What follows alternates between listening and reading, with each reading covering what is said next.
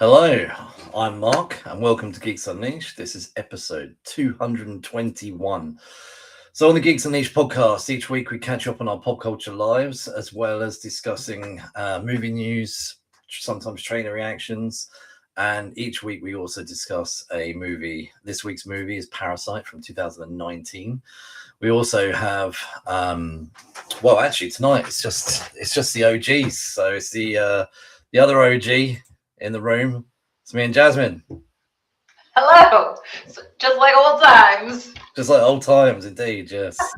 So it was meant to be more of us, but they both got tied up. But life happens, Yeah, literally and figuratively. So, anyway, you can do your bit that you normally do, which I sometimes do it when you're not here. Yes, I guess you would. So before we get started, if you are watching on YouTube, thank you so much. And also please remember to like this video and subscribe to the channel. But if you're listening just on your favorite podcast platform, we appreciate that as well. We would also love it if you would comment and let us know, what did you think about Parasite? So you can do that on YouTube. You could also do that on Apple Podcasts, Spotify, or Podchaser. Awesome. Right. I think before we do news and stuff, I think let's do Geek of the Week first, and then we'll jump into news. So Geek of the Week, by the way, for anyone that is listening, watching, etc., is something that me and whoever else is on has done on their own throughout the week. And obviously me and Jasmin are on, so we'll chat about stuff. I feel like I've actually had quite a few good things this week, but I will try and narrow it down to one. But Jasmin, do you want to go first? Okay, so I'm still in my documentary era, and oh gosh, they just dropped a new documentary on HBO Max. Well, it's on ID channel, whatever that channel is, and also on HBO Max. Boyband Confidential. It is produced by Joey Fatone, a member of NSYNC, and it is a series that talks about some of the stuff that we have heard in some of these other documentaries, like oh my gosh, that one on Netflix about Lou Pearlman. There have been a couple of other documentaries about like the 90s and the 2000s, but this one really took it like a step further, and they talked about like allegations that I had never heard before. Like there were whispers and rumors, but this one actually dug a little bit deeper. They talked to boy bands that we had not heard from before. Like they got Boys to Men in there. 98 Degrees was in this one. There were some boy bands that I had never even heard of that were all part of the Lou Pearlman empire from back in the day. It was really like icky, but interesting at the same time. And it's just another one of those things where it's like, God, you just feel so sorry for these kids. Cause like when all of this stuff started to happen for them, most of them were kids. And like, there's no oversight. Nobody has a lawyer to help them go through these contracts. They get sucked up into these awful contracts, and then they just wind up stuck in these places. And it's like, what would you do for the price of fame? Like you already said yes. Like what would you really do? So it was super. Like I spent most of my time texting back and forth with some of my friends. Like, have you seen this yet? Did you hear that guy? What happened to LFO? Like it was like nostalgic, but at the same time, it was really just gross and unfortunate. I feel like this stuff still happens now, though. 100%. Look at what happened when Diddy went to prison. Like all of the stuff that came out about Diddy. So yeah, this stuff is still happening. Do you know what I said I was going to just do one thing. I think I might do two, because I watched something at the start of the week, which is not a documentary, but it is an HBO miniseries. It's The Idol. Have you heard or seen it? No, I haven't heard of that one. So it's 5 episodes. It stars Lily Rose Depp and The Weeknd. The Weeknd cannot act for shit, but anyway, he's a really awful actor. And he's a musician. Okay, Mark. Hey, he's a musician. Yeah. And that's probably why they included him. Although I don't believe he ever sings in it. But anyway, it's like she's this big superstar, kind of a Taylor Swift type kind of thing.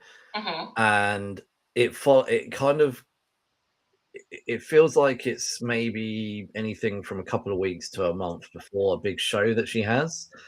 And apparently she'd previous show had to cancel. She had some sort of breakdown, and it follows up to this thing. And she's a pain in the ass. However, she gets involved with this guy who's played by the weekend plays him, called Tedros, and they sort of Mickey take a little bit occasionally. Some of the producer people call him Tetris a few times, you know. Now the music company is in and out of the show constantly, and how they don't care about people, how they're willing, because her Lily Rose Deep's character Jocelyn, um, they're not sure about her constantly, and she's got this like hit song that they want to release, and they start chatting to some other girl about it, like considering signing her instead because they're getting concerned about Jocelyn. Jocelyn gets involved with this character of Tedros, who she meets in a nightclub, and it's built up that he's got all these people in his nightclub, singers, musicians, all this kind of stuff. They essentially move into her house, they take over her house, and it starts to have these very cult type vibes. Some of her friends, like he'll like one of her friends, he ties up and starts to like mini electrocute him, like to get him to fall in line and all this kind of stuff. Like so where you think it's going is that he's a very controlling, sort of wants to be a producer, all this kind of stuff. I don't really want to ruin it, but like how you think it, where you think it's going, and there's a huge like twist that starts to happen, and it's like not what you think it's going to be. But I love how they do this like performance, all of them. They get all the record company to come in and watch all of them sing, and like, you know, one of the producers is like whispering to Tedros, I know this is you, I know this is you that got all these people together. These other two producers are like chatting to some of the others, you know, and like they're all like basically backstabbing whatever. And then at the end, three of them are laughing, the producers, because they're like, oh yeah, we got rid of so and so, yeah, we ruined their lives, and all the like they like gloating about ruining someone's life, these producers. And but yeah, there's all these different games have been played by Jocelyn, by Tedros, by the music producer. It was meant to be an ongoing thing, but I think people just completely trashed it online. Journalists trashed it. I think there was a almost like a weird cult following, from what I found, of fans that trashed it. Like there's a lot of people. I've read loads of comments online about hate watching it, and you know, there are a lot of people like, yeah, hate watch it, I've read loads of comments about people going, yeah, make sure if you are going to watch it. I read like online comments of people that have said, if you want to watch it, download it illegally so they don't get the views. And Oh my god. but I watched it and I thought, okay, look, I can see it's got problems, and The Weeknd is not a great actor, but actually that I would love to have seen where season 2 went, because there was like another little flip at the end. It does feel like a mini series. They ended it enough for you to get a feel for that segment in someone's life. Yeah. But there's like this one little twist right at the very end where, like, I won't ruin it, but Jocelyn says something earlier on in the show, and then right at the very end, Tedros realizes that she lied about something quite significant, and like but yeah, so that's what I mean. You think one thing and then you the other, and and that's what I liked about it. And it was, and I can believe some of this shit goes on in the music industry, like, Oh, yeah, sure. From the singers, from the producers, you know, and the managers, and all this kind of stuff. So yes, and everyone that's in it is just so desperate for fame and money, and yeah, so well.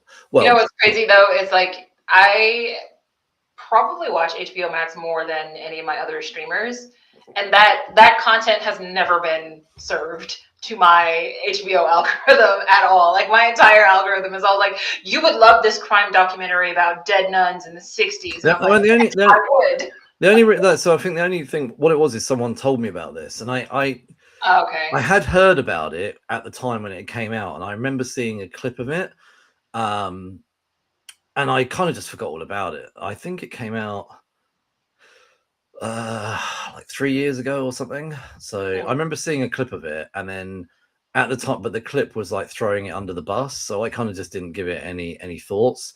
But when a friend of mine recommended it and said, look, loads of people threw it under the bus, but honestly, watch it. And then afterwards I went back saying, I watched it, and even they were saying that thing at the end, and I was like, yeah, like, so yeah. Like, yeah, it was obviously it's a dramatic take on the music industry, so it's not the same as yours, but obviously people have written this knowing stuff that goes on in the music industry. Crazy stuff. I think Izzy Xavier's got a track about "Sold My Life" for the music industry. So that's something like that. Do you remember? I don't know if you ever heard any of her songs, but I have no idea who Xavier is. no, Izzy Xavier. What's her name? Iggy. Oh, Iggy Azalea. Yeah. The one I was going to shout out as Geek of the Week though was Narcos. That's what I was going to shout out. As Narcos. Me and my wife watched Narcos season 1 to 2 years ago, and it was all about Pablo Escobar.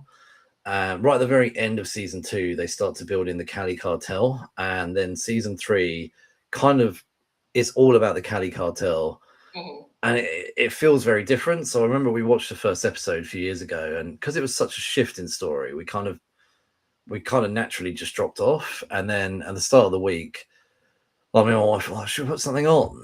And she said, you know what, why don't we go back and finish Narcos? And we did season 3. We've done it within a few days. It's so good. Honestly, it's just so good. And one of the things I really love is every time there's like a dramatic thing within the show, they throw in footage from the real events. So like when they arrest certain people, there's like one of the godfathers of the Cali cartel is stepping off a plane, like you see the actor, and as he's getting off the plane, it cuts to real footage of the real godfather stepping off the plane. And then there was a search that went wrong. They couldn't find one of the godfathers, but there was everybody around, like the army, the DEA, etc., the police. And then they threw up real footage of the actual event that happened. And I thought, I did say, what I love is how obviously a lot of these conversations are dramatized and not real, but I love the fact that they are following from point to point of real events to kind of show us what probably happened. So, but what's it? Pedro Pascal. I'll be honest, he was amazing in it. I mean, he's good in everything. Oh yeah. But this is like before everyone jumped on the Pedro Pascal train. So I think that's probably why I like it a little bit more. It's before everyone was going, oh, we need Pedro. I reckon like when people are making stuff, they're like, how can we get Zendaya, Timothy, what's his name? Chalamet. Yeah, Chalamet and Pedro Pascal into our film. It's like the 3 names that I think everyone tries to ram into every single bit of content they're making. So they don't have the budget. well, not for all of those names at one time. No. I think it's like, how can we just get one of them? We need one of them. Everything at the moment has got one of them in it. Zendaya did say the other day, after this year, I need to take a break. People are going to be sick of me. I think she's in like 3 films this year. Yeah, but sometimes that's just the way Hollywood works. Like Jessica Chastain had filmed a whole bunch of movies over a 3-year period, and all 7 of them came out the same year. Can you imagine? Yeah, because at first she was joking, and she was like, my family still does not believe that I am an actress because nothing has come out yet. I can't imagine. Yeah. But also, imagine like you have 7 films that come out in 1 year. You'd be so busy with promotion. Yeah, exactly. Which ones do you promote? Which ones do you kind of just? Well, I guess she's probably contracted to promote all of them. Well, but it depends. Like they still have to work with your schedule. So. Yeah. Well, and also when those 7 come out, she's probably making something else. Mm-hmm.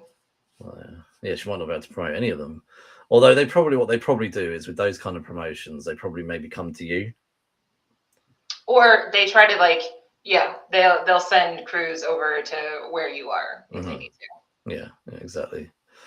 Right, well, with Geek of the Week done, we are going to move into I forgot to do the thing that I was doing, but with Geek of the Week done, we're going to move into Geek News. So there's a few things that have happened this week. The first one that we cannot show you because I don't know how that would go if I did this, but Marvel's Doomsday trailer has been shown live. Conventions going on. Is it Cinema Convention, Cinema Con or something? It has leaked everywhere. It's all over the internet. I've seen a little bit of it, but I didn't want to watch the whole thing. I'm gonna wait to watch it properly. I have not seen it. I just wait till they release it properly. A lot of the footage is on someone's camera or phone or whatever. So yeah. Anyway, there's a whole stage where Chris Evans has come out and Robert Downey Jr. and Chris Evans is saying, "Oh, I've come back for a very good reason," and I'm sure you have, mate. You're not really getting any good work since you left Endgame. Let's be honest. Let's look at what you've done in the last few years. Nobody cares about anything you did, other than your tiny Deadpool Wolverine appearance. So, I mean, Knives Out, doesn't that count for something? I'm sure that was like 2019. Wasn't that the same year? That was before COVID? Good Lord. I'm sure it was. Oh, I'm gonna have to check now. I'm sure I have no idea. Like ever since COVID happened. Yeah, I was right. 2019. So he would have made that before Endgame. So he would have made that in 2017 or 18 or something like that.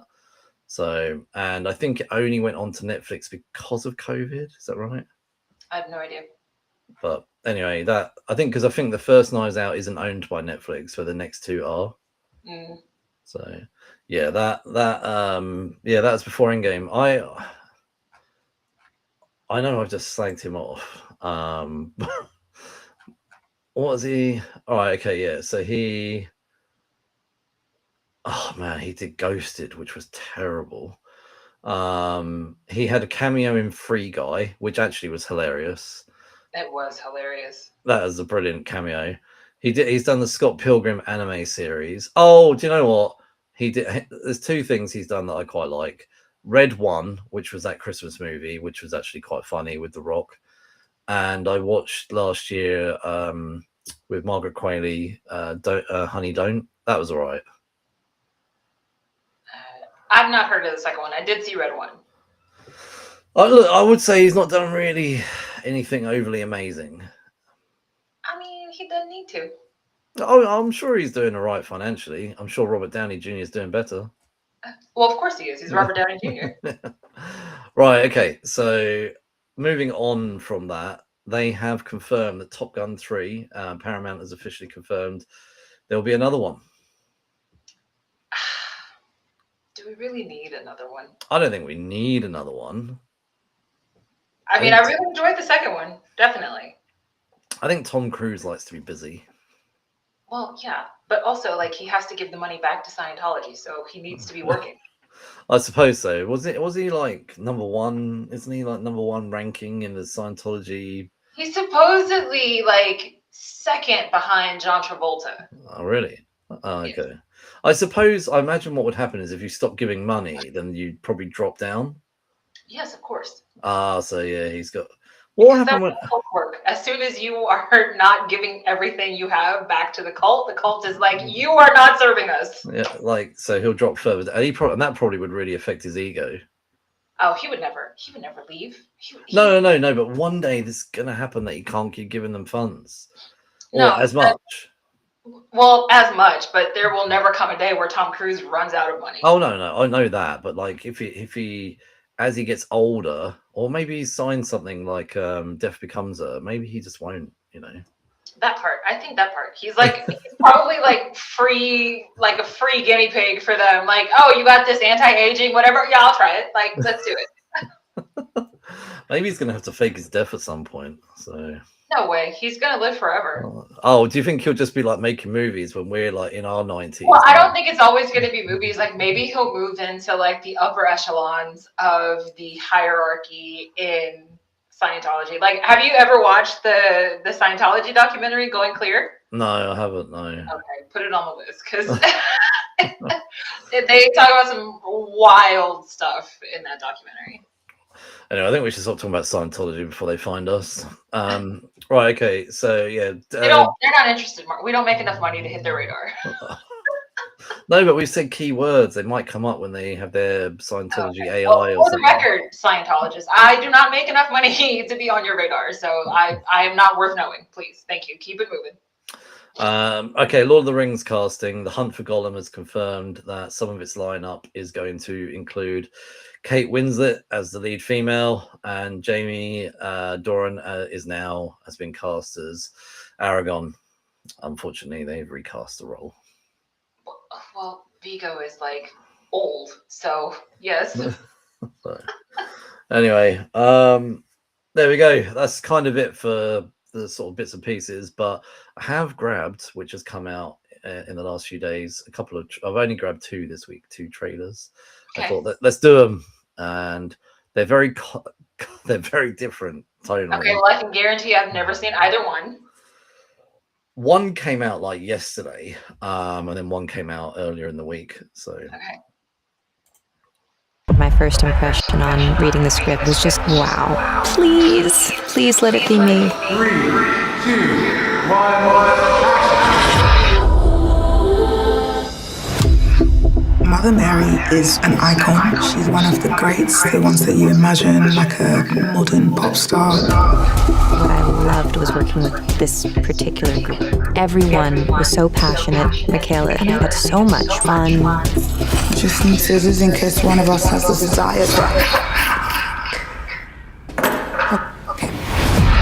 It just is a classic day on Mother Mary where people walk through the door, a ghost shows up, lighting cues, ASMR video, and then the scene begins. Can you stop time? Just did. And David Lowery, what a gift of a person and an artist. he's in the edit, he's writing, he's directing, he's a genius. The story of Mother Mary exists beyond words. You haven't seen anything like this before. So this is due out actually on the 24th of April. Yeah, I think I don't really get what it's about, if I'm honest. It's meant to be like some sort of thriller, drama, psychological movie. It's meant to have limited cinema release, so we'll see. But I just thought it looks interesting. Fran Hathaway. Well, so I guess I was wrong. I have seen this before. This one, I saw the actual, I saw a different trailer, but essentially, this is like a sort of a documentary style trailer, wasn't it? Yeah. Well, the gist that I got is that Michaela Cole is some kind of fashion designer, and this Mother Mary character and her had a history. Like, they had worked together in the past, and then like some kind of bad blood happened, and then they went their separate ways. And then Mother Mary is trying to make a comeback, but like she needs Michaela Cole's designs to help her make this comeback as big as she can. Even without having seen this movie, like this is definitely going to be a front runner for best costumes, because like just from what you see in the trailers, like their designers here, the costume designer for this film is just like off the charts. It really reminds me of that movie with Jennifer Lopez and Vincent D'Onofrio, The Cell. Yeah, I remember The Cell. Early 2000s. Yeah, I remember. Yeah. Right, the next one I've got lined up is a completely different tonal shift. I haven't seen this, so I think I saw like a teaser ages ago, like maybe, I don't know when the teaser came out, but I feel like it was at least 8 months ago. Okay. 5, 4, 3, 2, 1. I got good news, y'all. Gathered here are the world's best fighters. I won't deny it, I'm a straight fighter. But only one of which will be crowned the world champion of street fighting! You win! Perfect. You're not a warrior anymore, you're a sideshow. What's up, MTV? I'm Ken Masters. This is your shot at redemption. Were you gonna show? I'm on now, it's not one of combat. Maybe it's Ken's turn to be champion.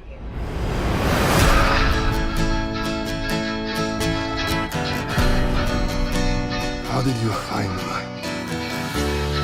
I'm paid to find champions, even if they're lost.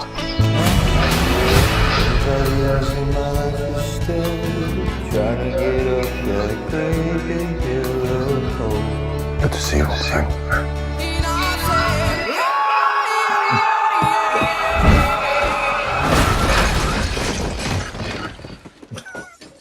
Still reckless.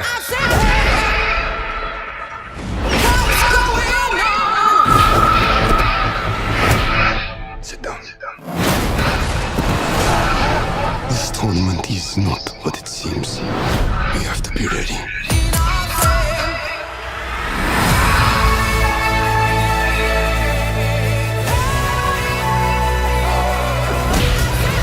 Everyone keeps going on about your thighs. I don't see what the big deal is. Bitch, please!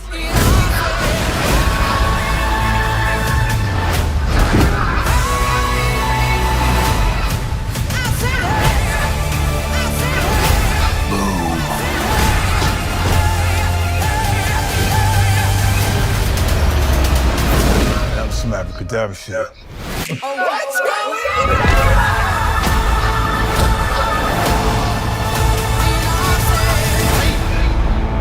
I'm positive that a fireball came out of Ryu.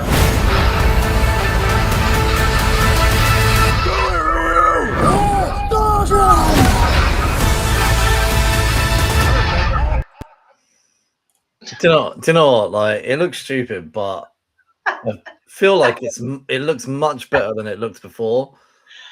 Well, I think they just have more footage to work with this time. Like, I think they were just too early when they came out with the Game Awards, and it was just kind of like, yeah, no, this is not the way to introduce. I still don't like how they threw Mortal Kombat under the bus. There's no need to do that. I mean, there's no reason for that. Y'all are exactly the same. It's a copy paste with a different filter. Like, you're both making shit movies based off of fighting games that really had no story. However, they're shit movies that people enjoy, and I'm gonna watch this 100%. I think it looks fun now. I've changed my mind. I thought it looked just awful. I think this could be awful but fun. I mean, it still looks bad. Like that part has not changed. But I get such a kick out of movies that think that we want more backstory with some of these video game characters. It's like, this is a fighting game. Like, I am more interested in your finishing move than I am in your dead brother's cousin's nephew. Like, I don't care about your backstory. I just want good fight choreography. That seemed to be like a trend when they had these fighting games like Tekken and Dead or Alive. They started to try and throw backstories in with the fighting game. It's like, we're making a fighting game, right? And now all of a sudden, what you're doing is throwing in footage between fights or like a really long intro, and like, I don't know. To me, it's weird because I feel like that started to change as I got older. But like when I was a kid, so like early 90s. Yeah. It was one of those things where I was playing these video games with my cousins sitting in the same room. Like, we were ribbing each other, pretending to be these characters. We didn't care about like the character's backstory because like as kids, we were self-inserting into the video game, right? So it's just like, when did that shift actually happen to where it's not you kind of putting yourself in the game anymore. It's you like getting really immersed in these characters. Cause that's what I feel like all of these things are trying to do. It's like,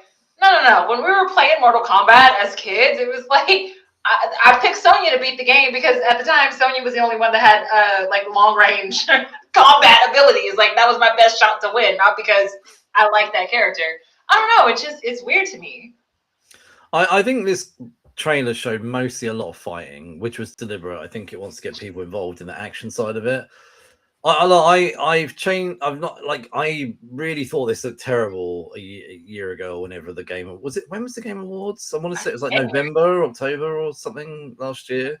No, I think they were January. I'm sure it was like last year. December.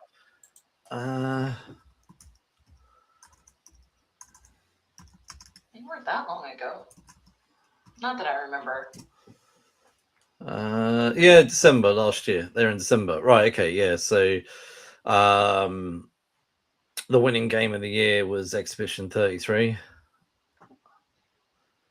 Right. Anyway, they came out on stage and there was a tiny little promo, and it looked absolutely awful. And that's when I thought it was hilarious that they were boasting about that they were going to be better than Mortal Kombat. I was like, did you just see what we saw? But this trailer, I still think it looks like a terrible film, but I think it's a terrible film that I actually might enjoy now. I feel like it's got a lot more Power Rangers about it, and I'll enjoy that element of it. Well, I was super excited to see the car because that was always my favorite part. Yeah. In between the fights in Street Fighter, where it's like, let's destroy a car. One of my favorite bits of this trailer was like the perfect, the game voice promo bits coming in, like the sound effects. Sorry, that was cool. I liked that. So hopefully they'll keep that going, and every time they change locations, that guy's voice will come back in. Perfect. Oh, man. I wanted to hear that. Token. They didn't do it. They didn't do it. So maybe they're saving that for the actual. They're saving that for the movie, Mark. You got to go pay your money for that one. Yeah, that's a bit like when they didn't say Avengers Assemble until they actually did in Endgame. So yeah, I think they're saving some bits. Well, of course they are. I hope, the only thing is I hope with that trailer they haven't shown us all the good bits. That's always a concern. Yeah,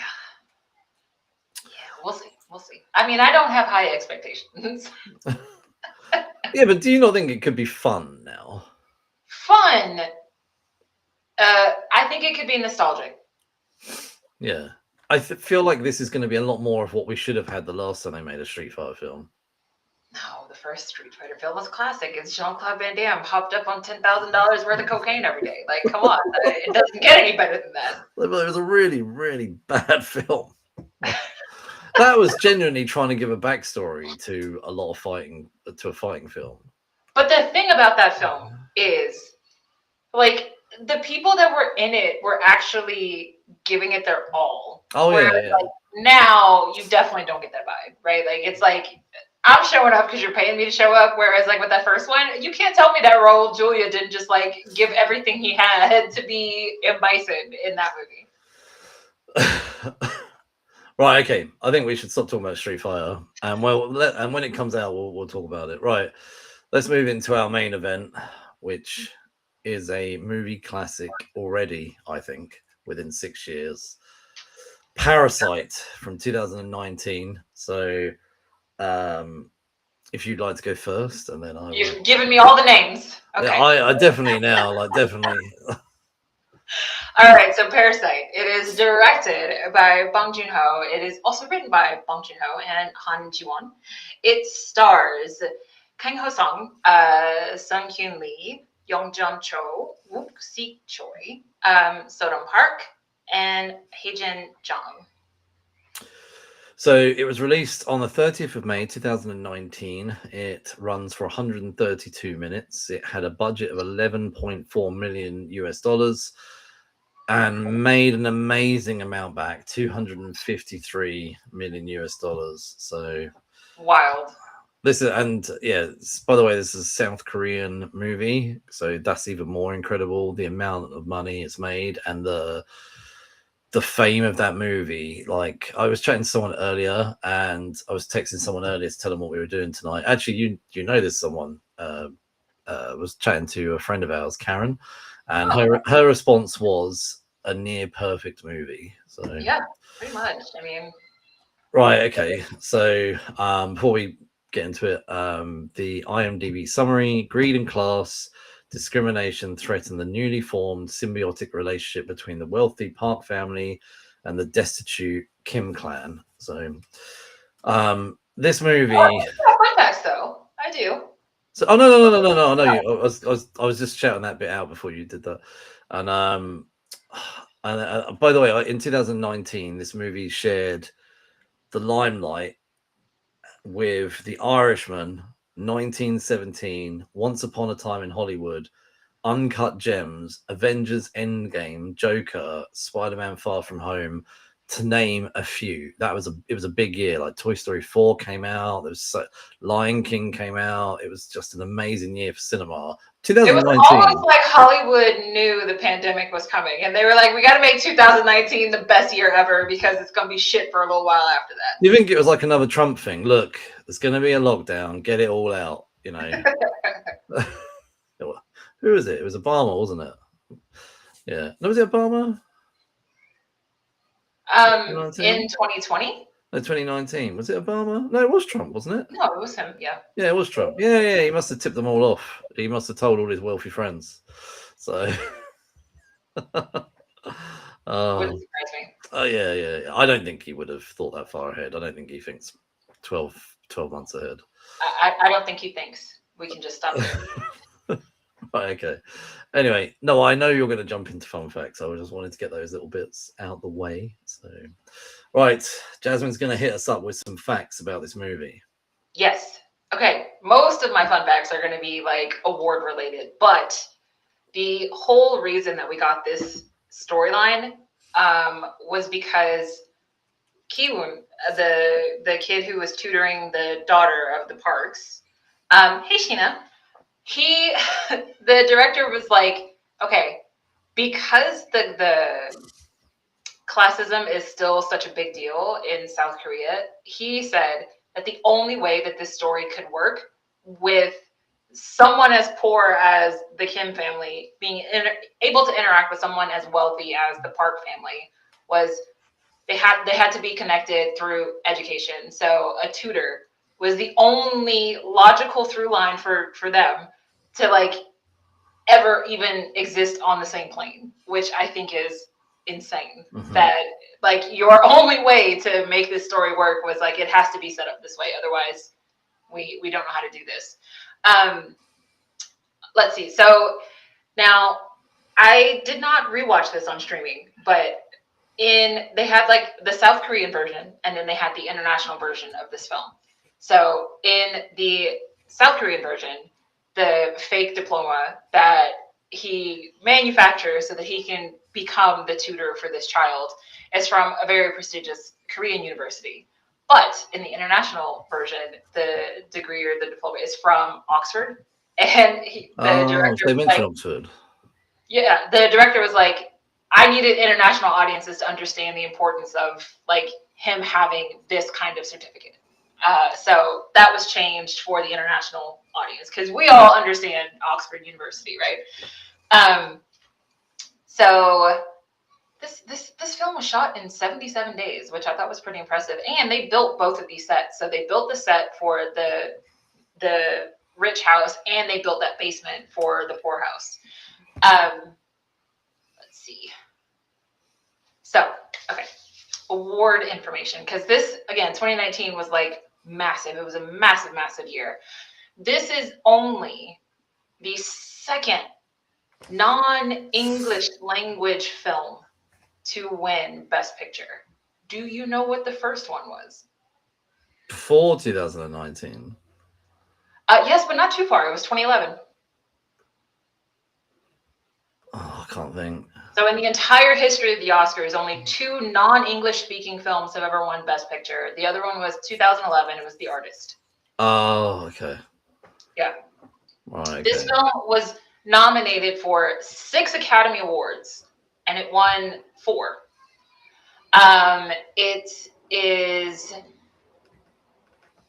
let's see, he is the 8th director to have won all 3.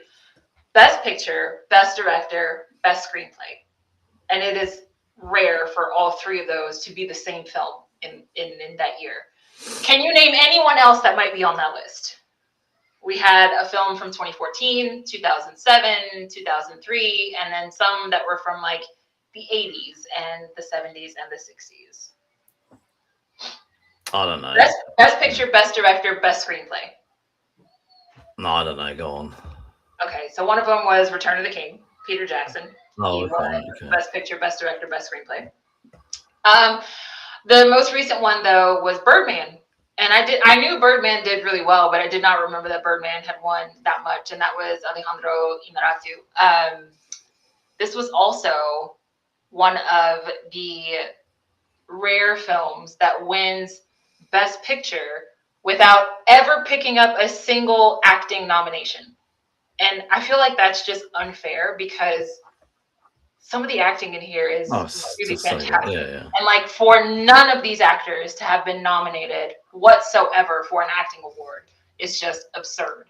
But we saw it before. Slumdog Millionaire was one that won Best Picture without a single acting nomination. So I feel like the foreign films really get the crap end of the stick in that case because, you know, these critics are so, I don't know. It's like, let's just give them the picture, but we'll give the acting awards to people that we can actually understand, which I think is completely absurd. Mm-hmm. So it did really well. This film did really well. We already talked about an $11 million budget, and it brought home $258 million. That's like 1980s numbers, right? Like, who makes movies for $11 million anymore? You know? Anyway. Well, 11 million, and they get that return. Right. Yeah, they make horror films for that kind of budget, and they get like maybe 50 or 60 million. Yes, but horror films also don't get this kind of recognition. Yeah, that's true. Yeah. And just like, again, this was also a film that won for Best Picture and Best Foreign Language Film, which is now a category called Best International Film. So again, 2019, this film crushed it with the award season. So that's what I got. It deserves the awards and it deserves the money it made. It was just like a sweep. And I remember when I saw it in 2019, I saw it after it won because they re-released it into theaters after it won at the Oscars. And what Sheena said, she had a comment that says, it's hard for Black folks at these award shows, let alone any other people of color. And it's so true. It's, you know, we hear it all the time about this is the first so-and-so actress to win this award. So obviously, Bong was the first Korean to win this Best Picture award. So hopefully we can start to get some more things going and get people to recognize that you ain't got to be speaking English for people to understand that this is a phenomenal piece of cinema. We'll see. You know, I don't have that much faith in the Hollywood Foreign Press, that's for sure. The Hollywood Foreign Press. I love how for the Oscars. Sorry? That is the voting body for the Oscars. Like with the SAG Awards, actors vote for the SAG Awards because SAG is their union body. So only SAG members can vote for the SAG Awards, whereas like the Golden Globes is a bit more open, but with the Oscars, the Hollywood Foreign Press, that is who votes on the Oscar films. Because there's a film that's just come out. I forget. I've gone blank on the name. I haven't seen it yet. Oh, You, Me, and Tuscany. That's it. Right. So You, Me, and Tuscany keeps getting described as a black rom-com. And I had this conversation with my wife the other day, and she said, "Why do they describe it as that? They don't call white rom-coms white rom-coms." And I said, I agree with you. Like, they don't, but they keep describing You, Me, and Tuscany as a black rom-com. And she said, why don't they just call it a rom-com? She's like, if it's a rom-com. And I said, no, I agree with you. The reason I highlighted this to her, and I've forgotten who, it was somebody in Hollywood, and I don't remember who it was, put out like whatever you call them on a thread, I don't know, a post.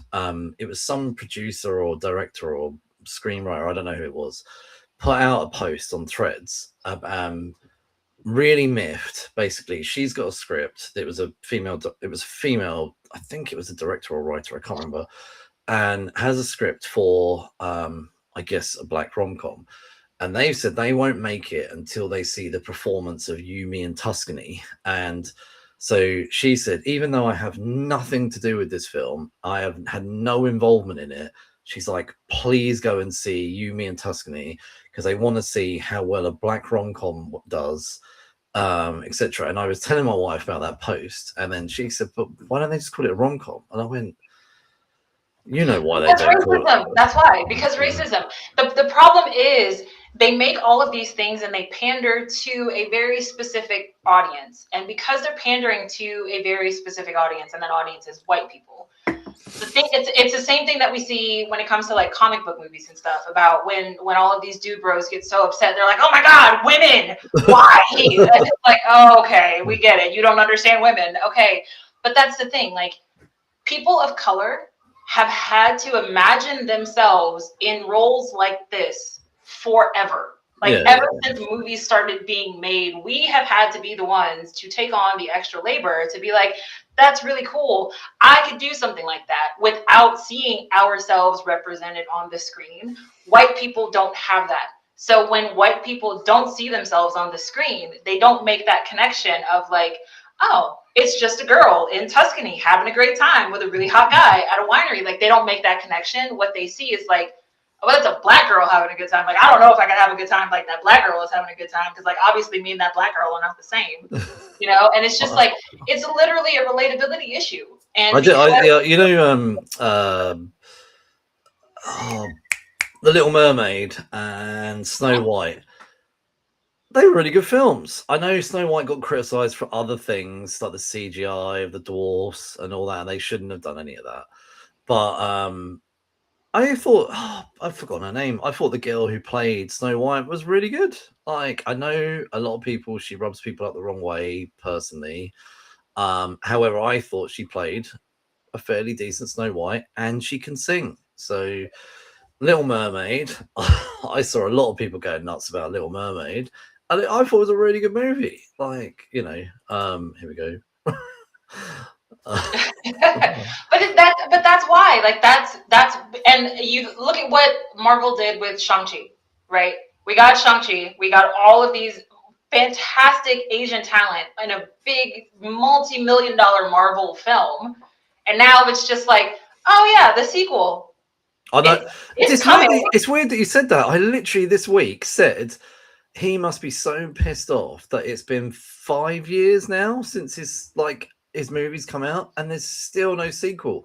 And that film came out, I think, in it was definitely after the first 12 months of COVID, and it did really well, and it was really well received. And it was a good film. It was a very good and entertaining film. And it was probably one of the best films that they'd released after Endgame, to be honest. Like, I think there was No Way Home, obviously, was amazing. I'm not going to take away from that, but that was a really good film that they released, and there's been nothing. Like, I just don't get it, how there's been no sequel. Yeah.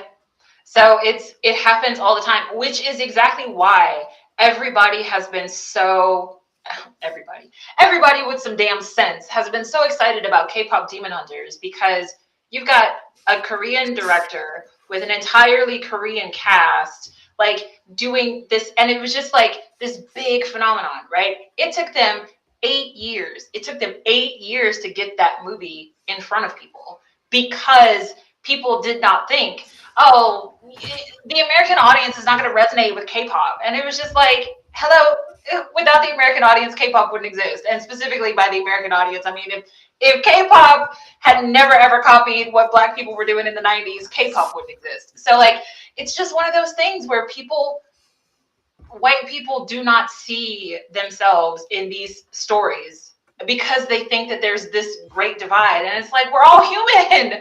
Like, there is no great divide. Like, there's not much for you to relate. If I can relate to Anne Hathaway in The Devil Wears Prada, like, it never crossed my mind to be like, oh yeah, like I totally have something in common with that white girl that lives in New York City. Like, who makes that connection? Like, but they do, right? Like, they can sew up in arms, like, oh my God, Ariel can't be Black. How can Ariel be Black? And it's like, first of all, she's a fucking mermaid. Like, what do you mean?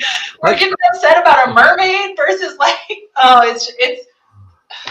I think these are the same people that get upset that Jesus isn't white. So, you know. They are the same people. They were like, their Venn diagram is a circle. They are the same people. Like, they all go to church and they're like, no, Jesus is white. Yeah, they go to church and it just goes right over their heads. Of course it does.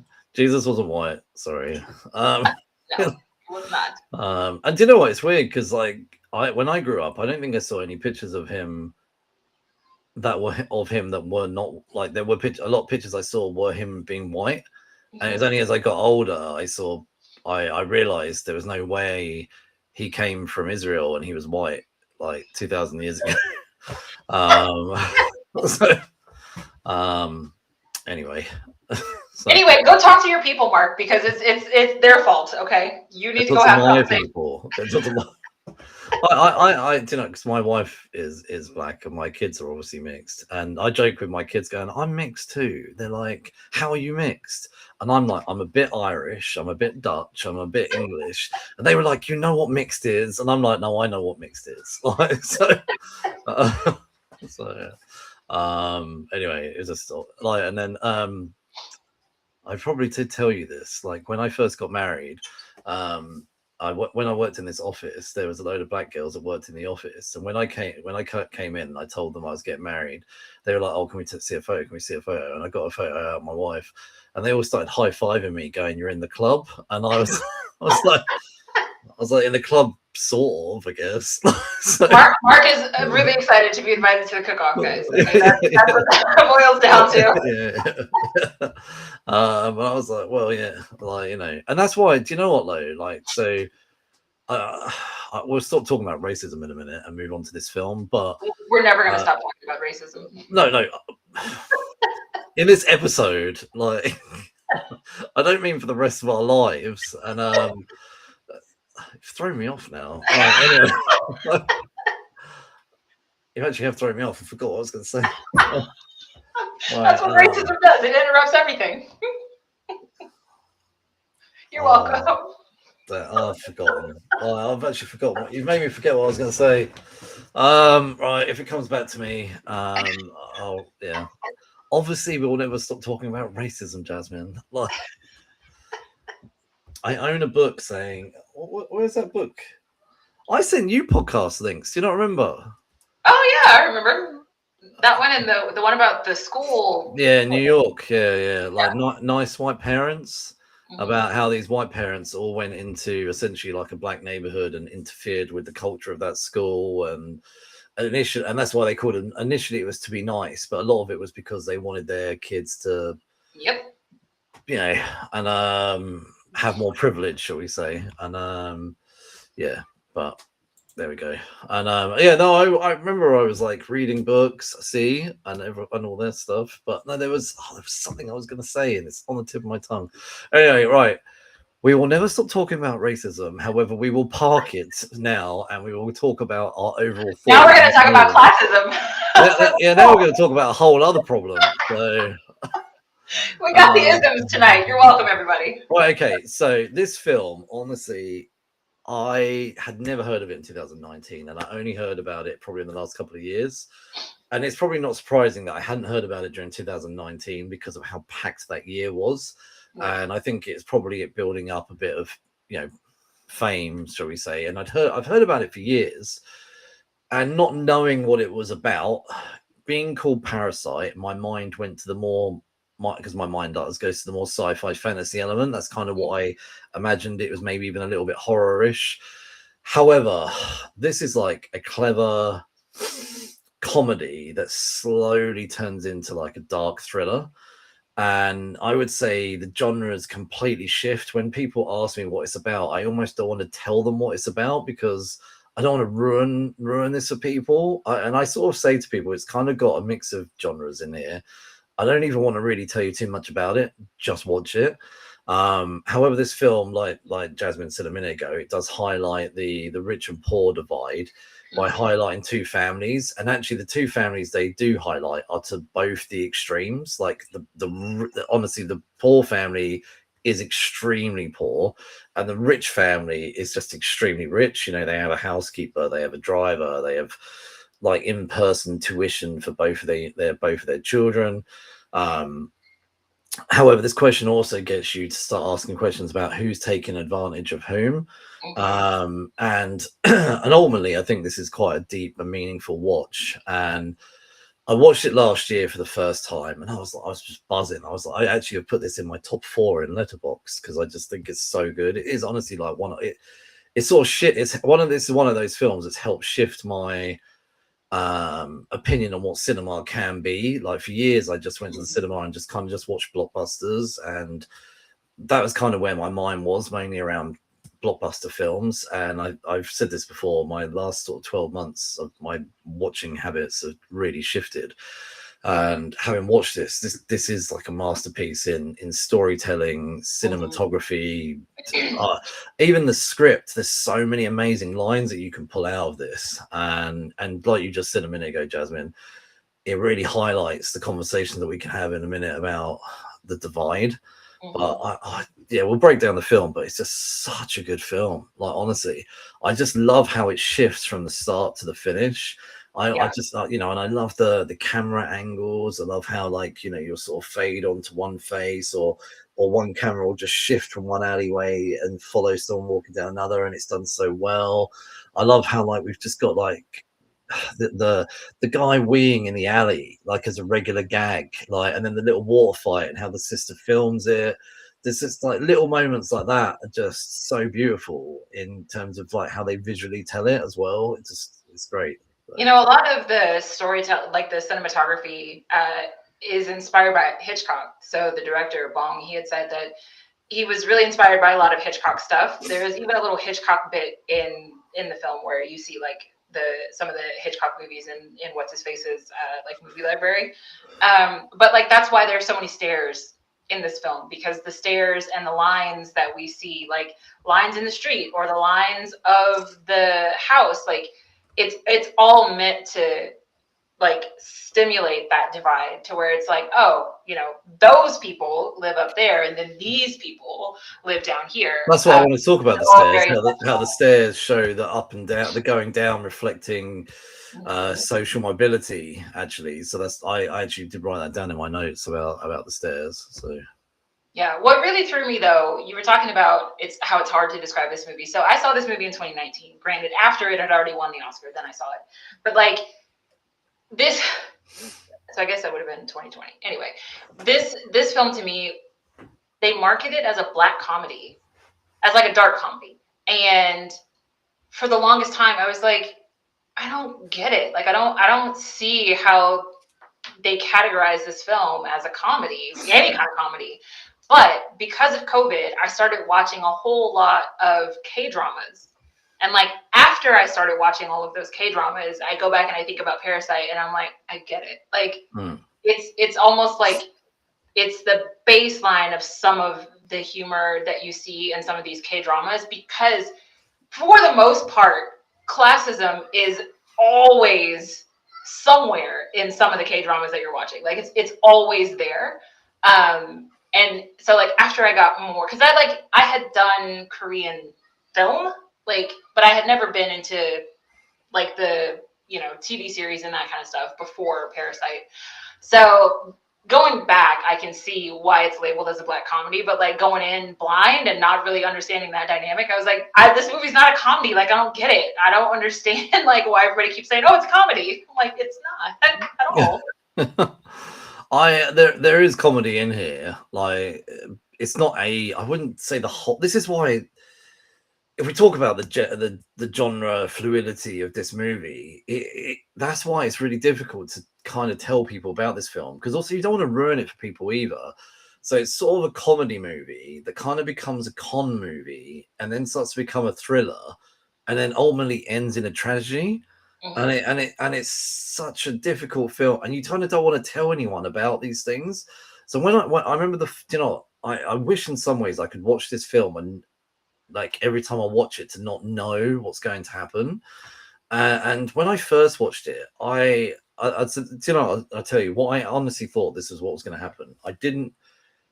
Okay, so if no one has seen this film, probably at this point we've said enough that you wouldn't actually know what's going to happen. So if you have never watched it, honestly, please don't carry on listening or watching or anything. Please go away. We're going to spoil the best part. Yeah. This is what I mean. There's something that happens that like I didn't know. Like I hadn't watched the trailer. Yeah.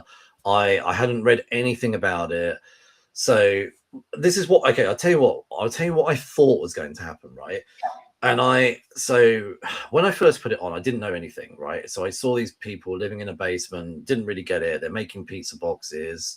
they're obviously on real low money. The husband and the wife and the son and the daughter, you know, they're piggybacking off other people's Wi-Fi. They've got no real income. They're living in the basement. You know, everything stinks. You know, all of it. And they've got a guy weeing in the alleyway outside their basement apartment, and all. And, you know, everything's horrendous. They real drive home the poverty, right? And then one of the son's friends manages to line him up with a free gig, and like you just said, an English tutor. And then I was like, okay, so one guy's got a job, and then you see it's quite weird because it follows the son a lot at the beginning, and then it kind of passes the story. And I thought this was a weird twist as well. Then it throws the story over to the daughter, and then it starts to follow the daughter, and then she lines up her father, and one by one they all end up getting a job, you know, in the rich family's house. And then this is where this whole parasite thing comes on. Who's actually parasiting off of who? Because obviously the rich, really, they enjoy their lives by essentially paying poorer people lower money and getting them to fund their support their lovely lives by driving them and feeding them. And actually, if they weren't around, because you can see it, there's a brief gap in housekeeper, and the wife can't cope. She's struggling to fill up the dishwasher. So it's a parasitical relationships where they both need each other. So the Kim family need the money, but the rich family need the help. And so you see this like long con of the family.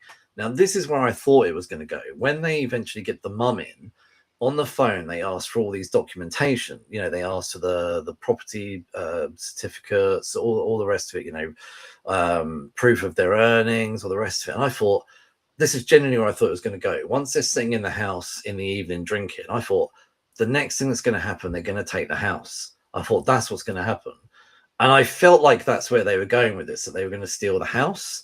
Somehow they were going to go in to a solicitor or something and change the legal charges, and eventually the rich family would come back, and they've changed the locks, and now they've taken over their whole way of life.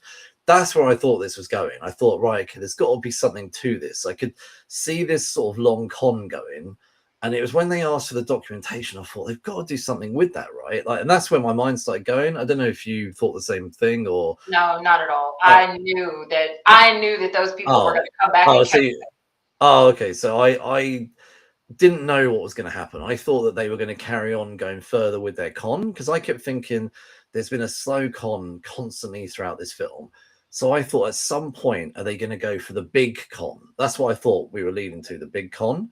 Because I thought, okay, this is a con movie. Like, that's what I started to think. And then the old housekeeper returns, and I was like, what the fuck is going on? At that point I thought, okay, something's going on, and I still didn't get it. And then that's when it shifts into a real dark thriller and eventual tragedy, and just craziness ensues. Like, honestly, like I literally I never saw the husband in the basement. Never saw that coming. Like, when they popped out with that, I was like, what? So you mean the original housekeeper's husband in the basement? You didn't see that coming? Okay. No. So you didn't know about that either? Okay. No. Nope. Okay. I sure didn't at all. Okay. Yeah. No. I honestly thought that the original housekeeper was stealing. Like, I thought that that's what was happening. I thought she was gradually stealing things from the family, and that's why, like, she was so nervous about that. Yeah, like, that's why she wanted to come back. And then when they got down to the basement and her husband was down there, I was like, oh, I see. Okay. When she starts running into these dark hallways, and I'm glad that it wasn't just a room, that it was hallways, and you still didn't quite know, but you're like building up to it. And then it's her husband who's been living in there for over 4 years, etc. So anyway, right, once this happens, the whole plan unravels. Like, this whole long con that was going on completely unravels, and it leads to the original housekeeper dying, and he and her husband spending the night essentially with his dead wife in the basement. and he breaks out during the middle of the rich family The garden party. Yeah, garden party, and he goes nuts and he kills people. And then Mr. Kim, from the poor family, he kills people and he runs off. And now I'd love to know what your thoughts on the end are, because I initially thought that the son of the poor family did do everything that he sort of wrote down in his mind and said he was going to do. But then as they faded back to the son sitting in the basement, I thought, no, this is just his dream. Like, I don't know. I think it was more of a dream scenario at the end, more like hope. Well, you mean him writing the letter? Yeah, writing the letter, yeah. I think that it was real, but I also think that it just goes to show you that he was just delusional. Like, there's no fucking universe where that kid makes enough money to buy that house. Yeah, so that's what I'm saying, that it was never going to happen. That it was a dream. It was like a fantasy that he would be able to go and rescue his dad and buy that house. But I don't think he thought it was a fantasy. I think we as the audience know that it's a fantasy, but I don't think he thought that. That's what I'm trying to say. I think he was thinking like, well, I got out of this situation once, I could do it again. Yeah. No, I don't believe he ever bought that house. No, never. No. Yeah. That guy, if that guy does not leave that basement, he dies down there. Yeah. That. I think it was kind of leaving the audience with an open thing of hope, but I think it was, yeah. Well, the director said that he left it in because people said that they wanted something different. And the director said that he left that in on purpose because he didn't really want to leave too much hope. He wanted it to be like realistic. And he was like, look, you know, and I know that kid is never going to buy the house, but like, but the question is like, does the kid know that? And I do not think that kid knows that. I think that kid believes what he's writing. And I think that is what makes the ending so sad, where it's like, this kid is still fucked up. Like you really, like, you lived through all of this drama and you really think that you can turn this around someday. I do believe. I don't think he was trying to be mean to his dad. I think that he was genuine in what he was writing in that letter. I do believe, though, that when essentially when the rich family move out and sell the house that is sat empty, I do believe that the dad kept coming up and down because he could. But I just don't see why, after a period of time, he couldn't have just maybe left the house. Like, you know, where's he gonna go? Well, yeah, I know, but people aren't, you know, months down the road, are people still gonna be looking for you? Yes. And with a high profile case like that, plus the way that they have security cameras almost as bad as you guys do in London. So like he wouldn't get far. Like if he were to step out, like they'd catch him. Yeah, no, I suppose so. But honestly, I don't know, all of it was just so great. Like all of it. I love the fact that it wasn't like a positive ending, that it is, you know, I don't believe that he ever got the dad again or saw the dad again or whatever. Maybe the dad does die, or maybe the dad now carries on as the guy who was there originally. Maybe he's the new ghost. Yeah, the new ghost. Yeah, I think it was more, for me, I feel like the dad is more now the new ghost, that he sneaks up, takes food, goes back down again. That can only go one of two ways. In the end, he ends up dying in that basement, or secondly, he gets caught.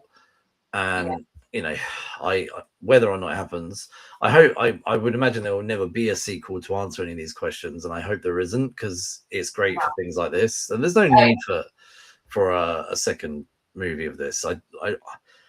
I really love it when they make films like this that are kind of just one and dones, and I just, this is such a rich film. This, and as Karen, our friend, had said, near perfect. It's pretty damn perfect. It is a really perfect movie. I think visually and everything. So I think it just hits on so many different things. Like it does have a little bit of humor. It does get really serious. It does speak to capitalism and social class and all of these things. Like it speaks to so much, but it doesn't feel trite. Like it actually feels like you are leaving a message with this movie, right? And it's the kind of movie that sticks with you. Like one time time. Like I saw it one time, and it's just one of those. It's like you don't forget it. You know, you can't forget the image of them sitting in that basement while their basement is flooding, and they're still on their phones, like trying to get the. It's just like you don't forget some of this shit. You know. I think. Do you know what, the dad for me? He had some of the best lines where when there's a scene where just after the chaos of finding the people in the basement, and they have to do a runner because the rich families show up, and they have to leave their wife. Obviously, they have to leave their mum and wife there because she's the housekeeper. And then they go back to their apartment, and it's completely flooded, and all of them, like the whole neighborhood's flooded, and they end up having to sleep at a gym on the floor. And I just saw the craziness of that. That seems so, for me, like where I live, that I couldn't imagine that, I say I couldn't imagine that, by the way. Just a quick 10-second story. About 15 years ago, when I first got married, where we used to live, I couldn't get home because the snow was so bad. And we had a local shopping center. People had to sleep in the shopping center overnight, and they had to pop open duvets. Like, we do get bad weather here, but I know obviously we have had flooding, but I just can't imagine it would ever be as bad as that in regards to the flooding. But I have seen extreme in terms of snow occasionally over the duration of my life. Well, it's gotten much worse in South Korea. They had a really, really bad flooding event, I want to say 2 years ago in 24, and it was almost just like the movie. Like half the city was underwater. It was insane. After this movie came out, because it gained so much like global popularity, some of the local districts tried to actually put together like a walking tour of like locations where Parasite was filmed, but their city council or the equivalent, they stopped it because there are actually poor people that live in these kinds of tenements, and they do want to highlight that probably. Yeah, and so the city was like, you can't just walk a whole bunch of white people through here like this is a people zoo. Like, that's not going to work. And so they shut the whole thing down because they were like, there's 1,500 people that are living below that poverty line. Like, no, you cannot walk people through here with cameras and let them like take pictures of how squalid these people are living. So it never materialized. That's not very sympathetic either. Yeah, like white people just rocking up. Yeah. Let's take pictures of people that are really awfully or like worse off than us. And but no, I was gonna say, when they're in the gym and the father and the son are having a conversation, and the son is still optimistic about the plan and all that, and the dad just like, you're better to not have a plan. He says it a lot more detailed than I'm saying here. And well, that's because the dad had already been beaten down by the world. The son, like you said, he's optimistic. And I think that's why the ending is so much worse. It's just like, dude, you didn't learn anything. Like, your sister was murdered in front of you, and like you still didn't learn anything. I'll be honest, like, that was the one part I really did hate about the film. Is I actually, out of the whole family, the daughter was my favorite character. Like, mine too. She felt, whilst I know the son got the ball rolling, she felt like the brains of the operation. Oh, she was, though. She was. Yeah. And I feel like she was the most fun to watch as well. Even when she was drunk on the sofa. Yeah. She was the one who just like didn't give a shit. Like the way she talked to that kid. Oh, yeah. Just the way, the deviousness of her, just everything. Right. And just the brazen confidence of, my art psychology, and this is why I ask a much more higher value, to my services and all the rest of it. And amazing. But there was another bit I wanted to highlight, where the father, when they're having drinks, highlights actually maybe they're doing something wrong, and he started going, "Oh, do you think the driver whose job I took has found another job? Do you think, like he's starting to ask questions." And I think that's because of the difference in their ages. Like, he's older and he's actually thinking about the repercussions, because people talk about this, like young people their brains haven't fully formed until they're about 25. So the dad is looking back thinking, actually, I know we've done a lot to get here, but is this right what we've done? So he starts to question the parasitical relationship, but also how they've kind of even affected people in their line of poverty. Like they've walked over people to get where they are, and then the two kids are like, nah, F it, who cares? Yep. Because they don't care. They feel happy that they've done what they've done. So yeah, it's honestly, it's a film that gets you asking so many questions, and you can deep dive into it. And it's beautifully shot, amazing script, Fantastic acting. Yeah, fantastic acting. It's a film that you genuinely don't know what it is from start to finish. So I would love to see more stuff like this. So okay, look, do you have any final thoughts? I mean, it's valid. Like, it's still valid 6 years later. It hasn't lost any of its value. Like, you can watch that film today and still get the exact same message, no problem. So, like, it hasn't lost anything. It is still very timely. I mean, it's just, I can still see this movie, like, aging well. Even 20 years from now, it could still be incredibly valid, you know? Oh, well, this gap of poverty, extreme poverty and extreme wealth is still going on now. And it's only getting worse. Well, yeah. Everywhere, not just in South Korea, everywhere that gap is getting bigger and bigger. Oh, I mean, here where you are, you name it. So, right, okay. We won't talk about. I want to talk about it, but we're not going to talk about the economy or the craziness of the world. So, right, okay. Ratings out of 5. How would you rate this? 5. It's a 5. It's a 5. I can't imagine it changing even in 10 years. Like, I think it'll still be a 5. Oh yeah. So there's certain films that me and you have done over the years and said, oh, 20 years ago, this was a 5. Yep. Now it's a 3 out of 5. This is a 5 out of 5. It was a 5 in 2019. It's a 5 in 2026. Like, it is still a 5. Do you know what? So I don't think you've watched it yet, but earlier on in this year, I want to say like January, I watched a movie called No Other Choice. I've heard of it. I have not watched it. Which is a South Korean dark comedy thriller, and man, if you really like this film, Parasite, watch No Other Choice. And all I can tell you is he did have other choices. So, everybody has other choices. There is no way that, like, honestly, watch this film. Don't watch any trailers. Watch no other. If you honestly, like Jasmine and anyone listening or watching, if you like Parasite, watch No Other Choice, but don't read anything about it. Don't watch a trailer. Put it on, and it feels almost like the twin brother of this film. There are moments that are funny and you shouldn't be laughing. So.